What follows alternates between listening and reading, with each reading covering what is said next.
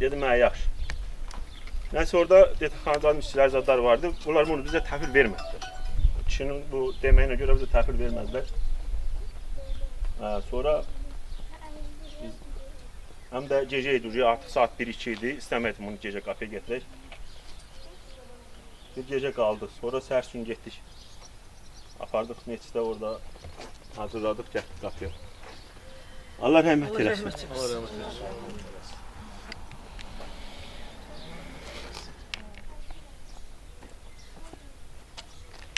Allah rəhmət eləsin. Allah o dünyasını versin.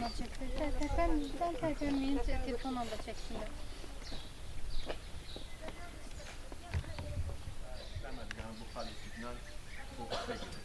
Və o təzələnən o yaranı mən atmaq bizə düşməlidir. Amma ölümdən Dəvrəmə başqa yedir. Şəhətlərin yanına bastırılır. onun molla vardı da.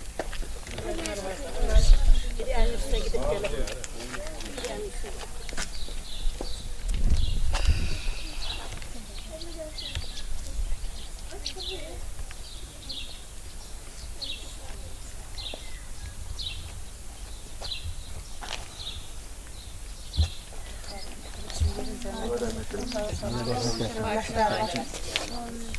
Evlatlarına ömür versin.